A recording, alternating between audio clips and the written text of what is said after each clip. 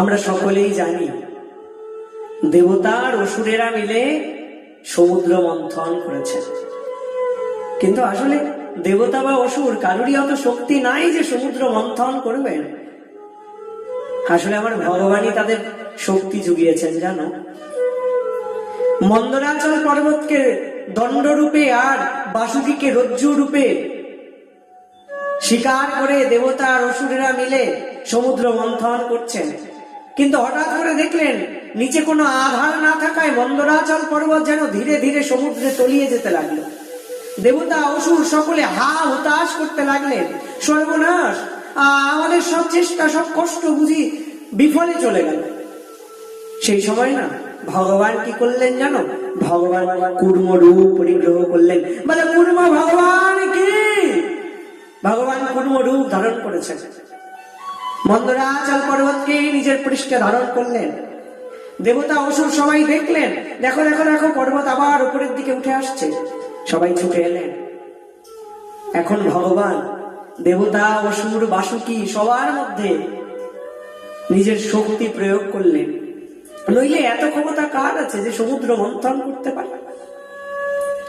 শুধু তাই নয়, ভগবান আবার সহস্র বাহু রূপ ধারণ করে সেই পর্বতকে চেপে ধরে বসে থাকলেন। সমুদ্র মন্থন হচ্ছে। ভগবান বিরাট রূপ ধারণ করেছেন। দেবতা অসুরেরা মিলে অমন করে মন্দরাচল পর্বতকে বারবার করে ঘোরাচ্ছেন। ভগবানের পিঠের মধ্যে মন্দরাচল পর্বতটা রয়েছে। তাই বিরাট পর্বত যখন ভগবানের পিঠের উপর ঘুরছে, ভগবানের মনে হচ্ছে কেউ যেন তার পিঠটা চুলকে দিচ্ছে। হ্যাঁ, এমন আমার ভগবানের স্বরূপ, বিরাট ভগবান। দেবতা অসুর তারা মনে মনে ভাবছেন আমরাই করছি সমুদ্র মন্থন, কিন্তু আসলে আমার ভগবান সম্পূর্ণ রূপে তাদেরকে শক্তি যোগান দিচ্ছে। শক্তি তো একমাত্র শক্তিমানের সম্পদ। তা তিনি যাকে যতটুকু শক্তি প্রদান করেন তিনি ততটুকু শক্তি প্রাপ্ত হন। আর আজ দেবতা অসুর সবাই একসঙ্গে সমুদ্র মন্থন করছে। এটার থেকে এই শিক্ষাটাই পাওয়া যাচ্ছে যে বিপদের সময় সবাইকে এক থাকতে হবে। সেই সময় জাত পাত ভুলে গিয়ে সবাইকে এক হতে হবে।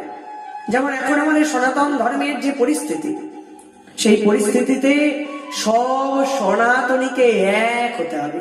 কে কোন জাত, কে কোন সম্প্রদায়, কে কোন পরিবার, সব ভুলে গিয়ে এখন এক হতে হবে। এখন আমাদের সবার একটাই পরিচয়, আমরা সকলেই সনাতনী।